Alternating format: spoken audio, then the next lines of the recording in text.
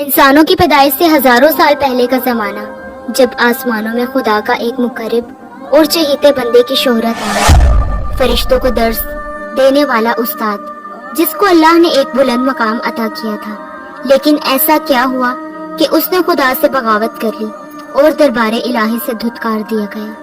حضرت آدم علیہ السلام کی پیدائش سے قبل آسمانوں پر دو قسم کی مخلوقات تھیں، ایک نوری اور دوسری ناری۔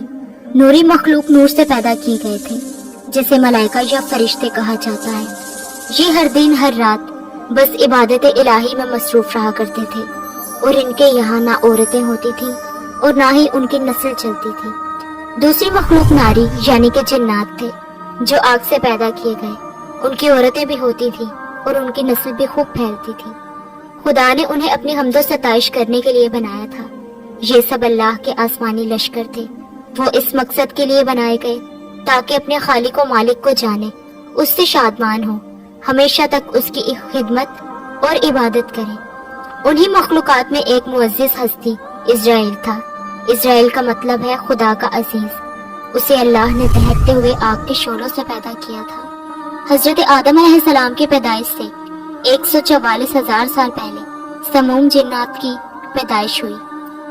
یہ جنات کا بابائے آدم تھا۔ سموم جن کو زمین پر بھیج دیا گیا، جہاں 300 سال گزرنے کے بعد زمین پر اسے اپنی نسل کی جن مخالف ملی، جس سے اس نے شادی کر لی، اور وقت گزرنے کے ساتھ ساتھ کثیر تعداد میں اس کی اولادیں ہوئیں۔ ابتدا میں تو یہ قوم جنات اللہ کی فرما بردار اور اطاعت گزار رہی، لیکن بہت جلد یہ سرکش اور نافرمان ہو گئے۔ جب ان کی بدعمالیوں کی حد پار ہو گئی تو کثیر تعداد میں جنات نے موت کا ذائقہ چکھا۔ اس دوران جو نیک جنات تھے وہ باقی بچے اور ان کی نسل آگے بڑھی۔ انہی جنات میں ایک مشہور جن چلیپا تھا۔ چلیپا نہایت ہی قد آور اور بہادر جن تھا۔ اس کی بیوی کا نام تبلیف تھا، جس کا چہرہ بھیڑیے کی مادہ کی طرح تھا۔ وہ اپنے شوہر ہی کی طرح دلیر اور طاقتور جن تھی۔ اس کی تمام قوم پر اس نے اپنی دھات بٹھا رکھی تھی، اور قوم کا بچہ بچہ چلیپا کا احترام کرتا تھا۔ ان کے یہاں ایک بچے کی پیدائش ہوئی جس کا نام اسرائیل تھا۔ اسرائیل، اس میں اپنے ماں باپ والی خصوصیات شامل تھیں، یعنی وہ نہایت ہی سرکش، مکار، بہادر اور طاقتور تھا۔ روایات کے مطابق قوم جنات کو دنیا میں بسایا گیا، اور یہ حضرت آدم علیہ السلام کی پیدائش سے 50,000 قبل کا زمانہ تھا۔ بہت جلد یہ جنات سرکش ہو گئے اور خدا کے نافرمان بن گئے۔ جب جھگڑے اور فساد سے زمین لرز اٹھی تو آسمان سے فرشتوں کو حکم دیا گیا۔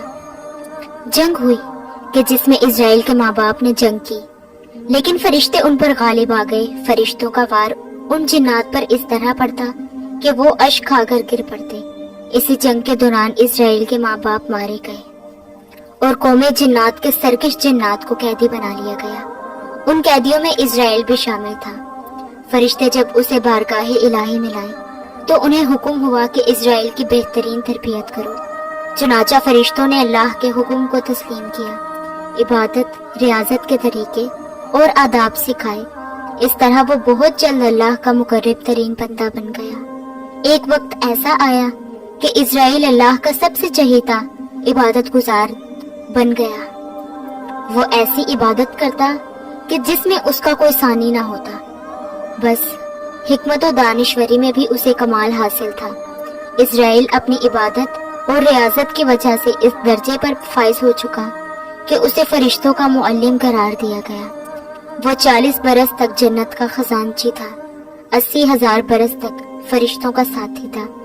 جس ممبر پر بیٹھ کر اسرائیل فرشتوں کو درس دیا کرتا تھا، اسی ممبر کے نیچے حضرت جبرائیل، میکائیل، اسرافیل بیٹھ کر اس کی درس و تدریس کو سنا کرتے تھے۔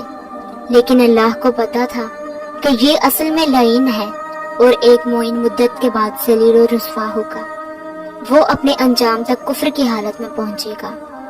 لہٰذا ایک روز اسرائیل نے لوح محفوظ کو دیکھا کہ اس میں ایک عبارت تحریر کی گئی ہے، جس کے الفاظ تھے کہ میں اللہ کی پناہ مانگتا ہوں شیطان مردود سے۔ اس عبارت کو پڑھتے ہی اسرائیل غالباً 2000 سال تک روتا رہا اور بارگاہ الہی میں حاضر ہو کر دریافت کرنے لگا کہ اے رب العزت، یہ شیطان مردود کون ہوگا جس سے پناہ مانگی جائے گی؟ اللہ نے عرض کیا کہ ہمارا ایک ایسا بندہ جسے ہر نعمت سے سرفراز کیا جائے گا، مگر ایک حکم نہ ماننے کی وجہ سے وہ مردود ہو جائے گا۔ اسرائیل نے خواہش کی کہ میں اس ملعون کو دیکھنا چاہتا ہوں کہ جس پر اللہ کی جانب سے عرض کیا گیا کہ تو جلد اسے دیکھے گا۔ اسرائیل ہر لمحے اس سوچ میں غمگین رہتا کہ آخر وہ ملعون کون ہوگا جو خدا کا حکم نہ ماننے کی وجہ سے دھتکارا جائے گا؟ کون ہوگا کہ جو خدا کا حکم نہ ماننے کی جرات کرے گا؟ اس خوف سے وہ مزید عبادت اور توبہ میں مصروف رہنے لگا، یہاں تک کہ ہزاروں سال گزر گئے، جب ایک روز اسرائیل کو معلوم ہوا کہ اللہ تعالیٰ نے ایک قوم مخلوق پیدا فرمائی ہے جس کے لیے دنیا کے ہر کونے سے مٹی کو جمع کیا گیا ہے۔ اللہ نے حضرت آدم کے پتلے کو اپنے دست سے قدرت سے بنایا اور یہ بغیر روح کے 40 سال تک اسی حالت میں پڑا رہا۔ فرشتے جب اس کے پاس سے گزرتے گھبرانے لگتے، ان میں سب سے زیادہ گھبرانے والا ابلیس تھا۔ یہ اس کے پاس سے گزرتا تو اسے مارتا، جس کی وجہ سے اس جسم سے ایسی آواز نکلتی جیسے کھنکھناتی مٹی ہو۔ اور پھر وہ دن آ ہی گیا کہ جب رب العالمین نے فرشتوں سے کہا کہ میں زمین پر اپنا نائب بھیج رہا ہوں، وہ زمین پر میرے احکامات کو نافذ کرے گا۔ پھر اللہ نے حضرت آدم کو تمام چیزوں کے نام سکھائے۔ پھر فرشتوں سے کہا کہ اس آدم کو سجدہ کرو، لہٰذا انہوں نے سجدہ کیا، مگر اسرائیل نے سجدہ کرنے سے انکار کر دیا۔ اللہ نے فرمایا کہ تجھے سجدہ کرنے سے کس چیز نے منع کیا؟ جبکہ میں نے تجھے حکم دیا۔ اس نے کہا کہ میں اس سے بہتر ہوں، کیونکہ مجھے آگ سے بنایا گیا ہے اور یہ تو محض مٹی کا ایک پتلا ہے۔ میں اسے سجدہ نہ کروں گا، جیسے تو نے سڑے ہوئے کھنکھناتے ہوئے گارے سے بنایا ہے۔ بس اللہ نے اسے اپنی دربار سے نکال دیا۔ بس وہ کہنے لگا کہ قیامت تک میں انسانوں کو بہکاؤں گا۔ پھر اللہ نے کہا کہ جو تیرا کہنا مانے گا میں اسے جہنم میں داخل کروں گا۔ اور یوں بارگاہ خداوندی سے دھتکارے جانے کے بعد اسرائیل ابلیس بن کر زمین پر پھینکا گیا، جو کہ شیطان کی شکل میں آ گیا۔ اپنے غرور و تکبر کی بنا پر اس کی ہزاروں سال کی عبادت اور ریاضت ضائع ہو گئی اور اسے عرش سے فرش تک پھینک دیا گیا۔ اسلام کے علاوہ دوسرے مذہبی کتابوں اور عقیدوں میں بھی ابلیس یا اسرائیل کا ذکر ملتا ہے۔ یونانی کتابوں میں اسے اپولین اور کتاب مقدس میں لوسیفر یا سیٹن کہا گیا ہے۔ زمانہ قدیم سے ہی منفرد مذہبی گروہ اور اس شیطان لوسیفر کی پوجا کرتے آ رہے ہیں، جن کا ماننا یہ ہے کہ شیطان کا بغاوت کرنا بالکل درست تھا۔ وہ اسرائیل کو ایک عظیم قوت قرار دے کر خدا کے مخالف میں کھڑا کرتے ہیں اور شیطان کی عبادت کرتے ہیں۔ اس مذہب کے ماننے والوں کو سیٹنسٹ کہا جاتا ہے، اور روایتوں کے مطابق ابلیس کی موت کا وقت اسرافیل کے پہلے اور دوسرے سور پھونکنے کے درمیان کا وقت ہے۔